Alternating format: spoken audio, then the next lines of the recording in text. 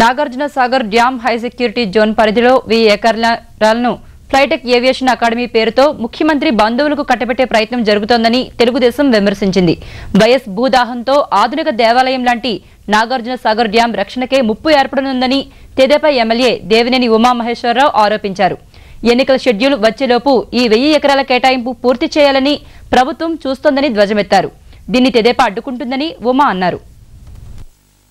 CWC permission కానివ్వండి, లేదా central home minister permission కానివ్వండి, లేదా కేంద్ర సంస్థల అనుమతులు ఏమీ కూడా లేకుండా ఇవాళ రాజశేఖర రెడ్డి గారు ఆయన బంధువులు ఈ ఫ్లైటెక్ ఏవియేషన్ ఈ విధంగా 1000 ఎకరాల దోపిడీ చేసి హక్కు ఎవరిచ్చారని చెప్పి మేము అడుగుతా ఉన్నాం. ఇమీడియట్గా సంబంధ అధికారులు ఎవరైతే అనుమతులు ఇచ్చారో వాళ్ళ మీద చర్యలు తీసుకోండి. ఫైల్ ఆగమేఘాల మీద ఎన్నికల షెడ్యూల్ వచ్చే లోపల ఈ భూములు కట్టబెట్టాలనే ప్రయత్నం చేస్తున్నారు. ఇమీడియట్గా పొన్నా లక్ష్మయ్య గారు మీరు స్పందించాలి. ముఖ్యమంత్రి గారి బంధువులు, ముఖ్యమంత్రి గారికి సంబంధించిన ఫైలు ఆగమేఘాల మీద ఫైల్ పరిగెత్తా ఉంది కాబట్టి కేంద్ర ప్రభుత్వ సంస్థలు కూడా స్పందించాలి, మెగా సంస్థలు స్పందించాలి, సిడబ్ల్యూసీ అధికారులు స్పందించాలి.